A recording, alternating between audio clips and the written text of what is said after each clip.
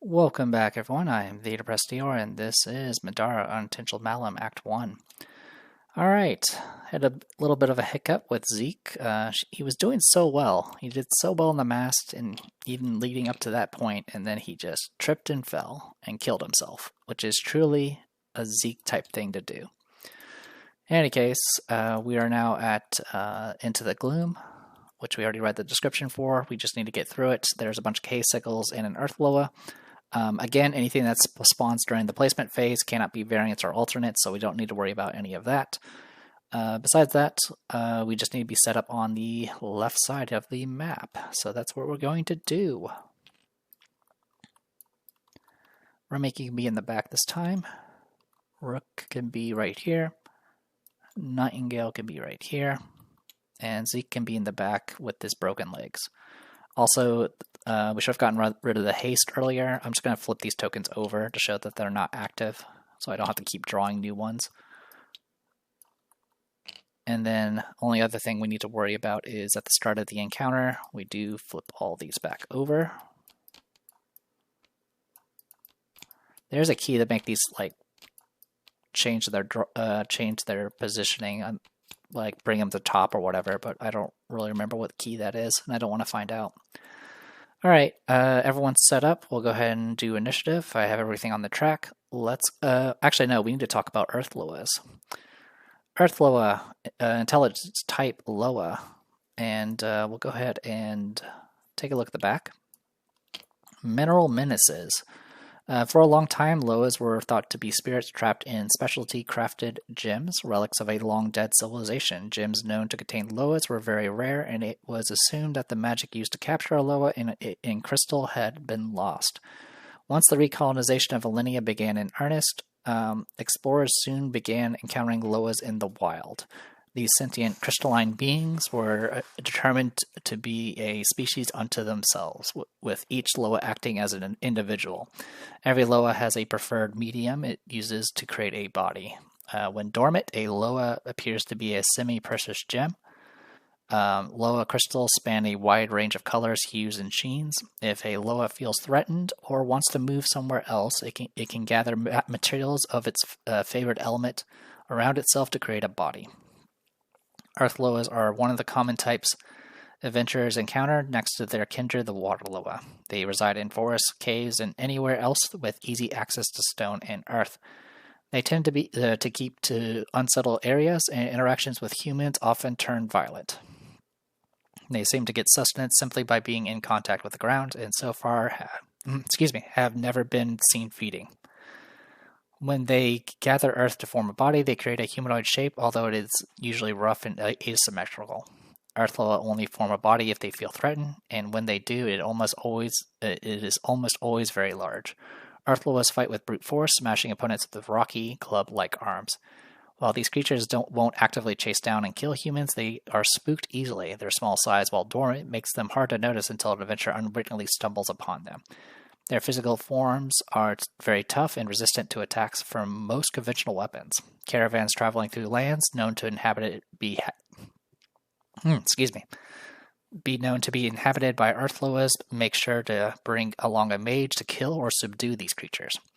Earth Loas are shown surprisingly intelligent, some reportedly hiding as jewelry for years until they perceive a threat. This usually leads to the death of the owner or the Loa. Earth Loas have 2 white dice for their combat dice. They have 5 armor, 4 movement, 8 defense, and 20 health. So a lot of health, a lot of armor. So you better have armor piercing, hit really hard, or have magic. Needless to say, throwing weapons don't really do anything to these guys. Shields will give +1 physical damage. Burst gives +1 physical damage. They have no casting die, but they have conviction of double whites. They have hulking. So what hulking does is it prevents them from being pushed, pulled, or commanded. Which, if you remember, back in the story round, hulking cannot be moved by opposing abilities or currents for any reason. Back when in the story thing where Nightingale got hit by a Earth Loa and Rook tackled it and pushed it away, that just shows how manly Rook is. Anyway, besides that, he has the ability to buff people with Barrier. Barrier is very straightforward. It just gives flat +1 armor. As a buff, it's kind of meh, but if you have access to it, it's always welcomed. But it's not really something... there's a way to get Barrier with a Sanctus ability, but it's usually not worth the XP. Unless you just really, really want to buff up that damage for your Courage Stifle. Anyway, besides that, it has... the big thing it can also do is it can explode for some magic damage and push everyone away. And also all of its attacks, all of its melee attacks have reach 2 and can push away and can paralyze. Paralyze, the effect it does is you may not take actions or abilities or use abilities, and you discard it at the end of the next turn and gain immunity to paralyze. So paralyze is essentially a CC ability, but it can't last permanently. After you get affected by it once, assuming you let it do its thing the entire time, you'll eventually become immune to it. Anyway, with all that said and done, let's go shuffle. All right, Nightingale will go first. All right.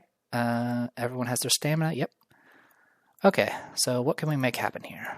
1, 2, 3, 4, 5, 6. Okay.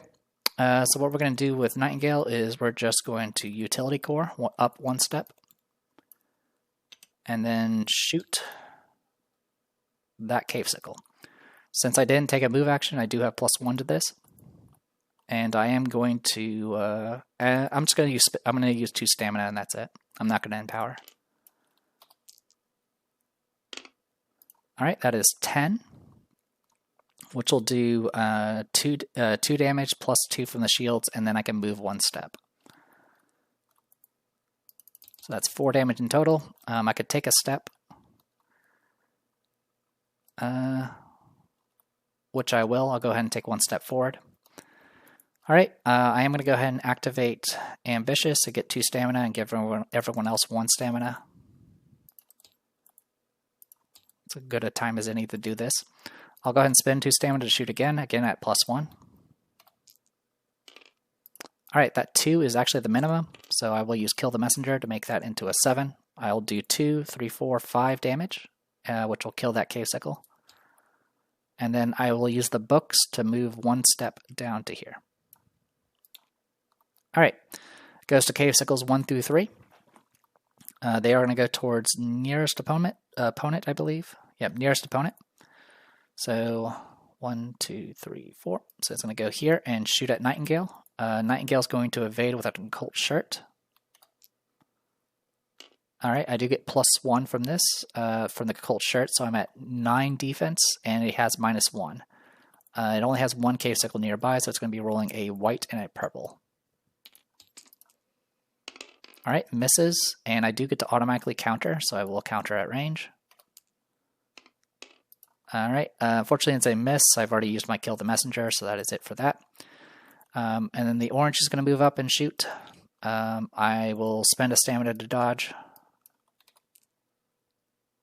And I'm up to 13 defense, and it has -1, so it misses. Alright, Earthloa. So Earthloa, is there another ally with an SOI without barrier? Technically, no. 1, 2, 3, 4. So my rule is always if it clips any part of the red, it counts as being blocked. So for this, I will not put barrier on that Cave Sickle.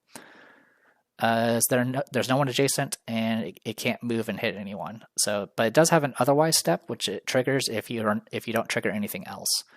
So it's going to move towards the nearest opponent. It has 4 movements, so it's going to go 1, 2, and 3. And then that's it for Earthloa. Goes to Rook. Rook will spend a stamina to move. And he's going to go 1, 2, 3, 4, 5, 6 to here. I'm going to spend 2 stamina to cast Courage Stifle, and I'm going to target the orange Cave Sickle. I'm not going to empower. Alright, 13. And gets 13. All right, well, it resisted it. Okay. Something to note about Curse Stifle, by the way, is it doesn't exhaust, so as long as you have the stamina, you can keep casting. All right, Cave Sickle 4 through 6. It's going to go 1, 2, 3, and shoot at Rook. Let's see if I can go here. Can that get me line of sight? It cannot. It looks like, yeah, it definitely clips the base. So, doesn't matter where, I'm just going to go here then and shoot Rook. Rook will dodge with a defensive core. He is up to 10 defense. And this will be 2 whites. Alright, it does hit. It's going to do 2 damage, but he has 4 armor, so it does... Oh, no, actually it misses. Sorry, he has it does have -1 because it's shooting through an ally, so it misses. Okay, Remy. Remy's going to spend a stamina to move. And go 1, 2, 3, 4, 5, 6, 7 to there. I'm going to do a Blade Works and target the orange Cave Sickle. Not going to empower. 13, which is going to be 5 base against 8 defense, and then +2 from longswords is 7, 8, 9, 10, 11, 12, 13 damage. Plenty. Okay, then I'll spend 2 stamina to attack the other Cave Sickle. And definitely kill it. That is a swarm defeated, so I will draw a loot card. 24 cards, only one of them is the monster loot, so we're just going to get gold probably. 5 gold. Putting us at 146. Okay, and then I'm going to throw a throwing knife at the remaining Cave Sickle. For 3 damage, I will throw another one. For 7. Okay, so that Cave Sickle is now dead. And that's another dead swarm. Monster loot, holy cow. Alright, we're in this now. Okay, so this is the monster loot deck. Each of these is specified to a specific monster. And what you do is you take all the items that are of that type, and then shuffle them together and pick one. So Cave Sickle Charm is a Cave Sickle Relic. Chipped Chitin is a Cave Sickle Relic. And then the Sickle Venom is a Cave Sickle Relic. And then everything else is not. So we're going to take all of these, and then shuffle and take the top one. Okay, we get Sickle Venom. Sickle Venom I used to be a real big fan of back when I thought poison was actually good, but it's still better than nothing. So Sickle Venom is a monster loot material. It's a relic. Your attacks gain follow-up, inflict poison, force 8 plus X, where X is equal to your highest discipline. So right now it's force 9. Poison is really, really dangerous. At the status phase of the once your turn starts, and every status phase you'll just take a purple of irreducible damage, which is pretty good in the early game, but it becomes far less useful as you progress, just simply because things just have so much HP. Supposedly Act 2 and 3 will introduce more things that can supplement poison builds, but for right now this is what it is. The thing that really stands out though is the fact that it's a material. Anything that is a material you can trade in during the shop and train phase. You can either trade it in for 25 gold, you can either trade it in for a one-off of any upgrade you want, even ones that you don't have, or you can trade it in to unlock an item upgrade so you can purchase them in the future. So getting this, even if it's not the most useful one, is still very good because we can turn it in for stuff. In any case, I'll do my re-equip, and look at that, Remy has a full batch of relics. Honestly, the Sickle Venom will probably be best on Nightingale since she has ranged attacks. Okay, no complaints there. That is it for Remy. I could do... Yeah, I'll do a Shady Training. Yeah, I'll do a Shady Training to move one more step. And we'll just go down this way. Okay, goes to Zeke. Zeke will spend a stamina to move. 1, 2, 3, 4, 5, 6. Spend another stamina to jump. 7, 8, and then 9, 10 there. I'll roll the jump. I can't fail it because, yeah, can't fail it. And then I will spend 1 stamina to do a banish knowledge, and I will put that on Rook. Actually, we'll put it on Remy because it's funny. Oh, she already has a token. We'll just flip it over. There we go. And we can do the looting next round. All right, new round. Earth level goes first. It's going to go 1, 2, 3, 4, and that's it. All right, goes to Zeke. Zeke will get 3 stamina. I'm going to go ahead and spend 1 of that stamina to take a look at the blue and see what we get. 10 gold and 2 random consumables. 156. I love it. Juice box and the bottle blessing. Not bad. I'll put the juice box in here and take the bottle blessing. There we go. All right. That is it on that front. And then I have 2 stamina remaining. I'm going to spend 1 of it to do banish knowledge, and I will put that on Rook. And then Zeke will just sit there. All right, goes to Rook. Rook will get 4 stamina. I will spend 1 to move. 1, 2, 3, 4.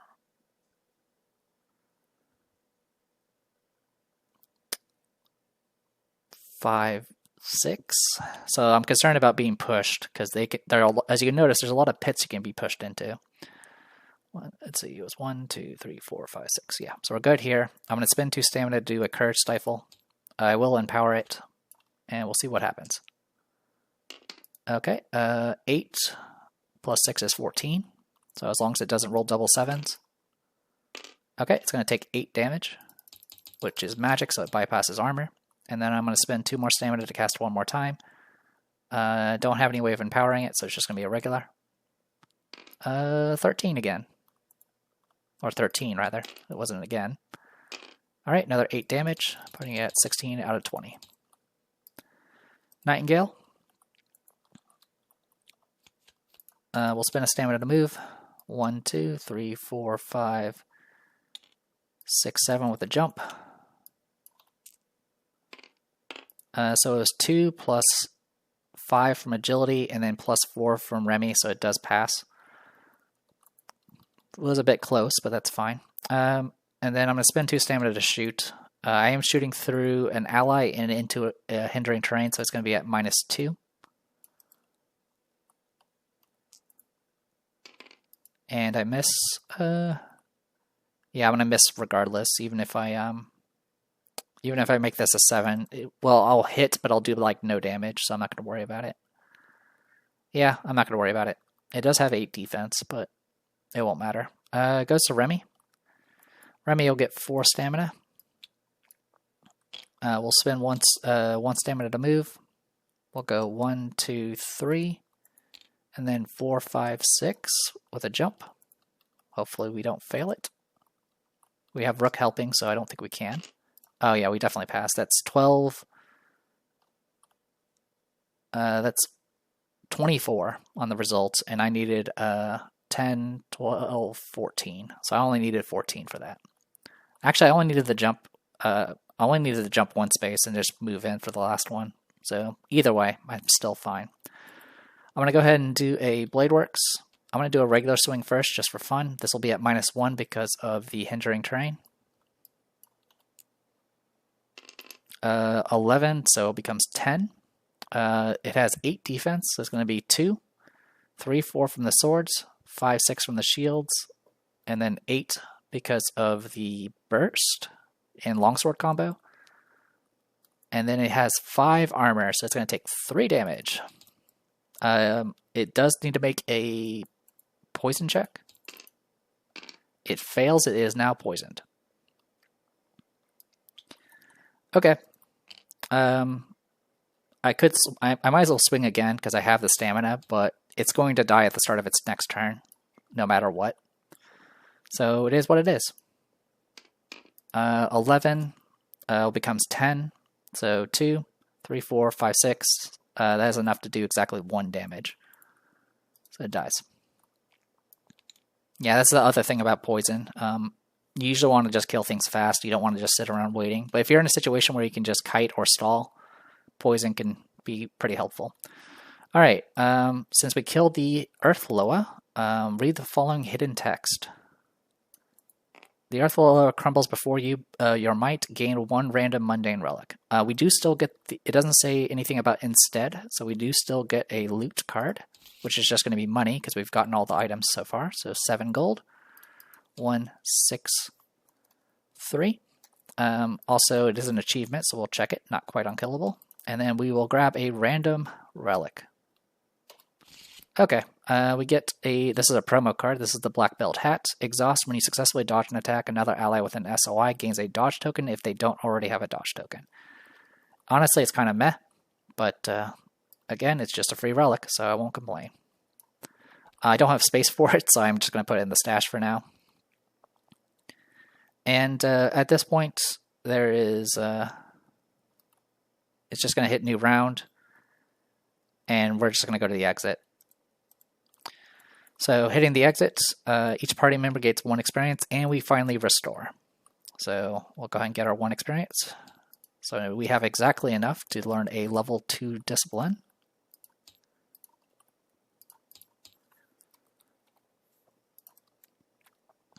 Everyone gets healed to full, all that good stuff. We're not going to worry about any of that. Getting cocky is page 35, and there's going to be a bunch of reading from here on.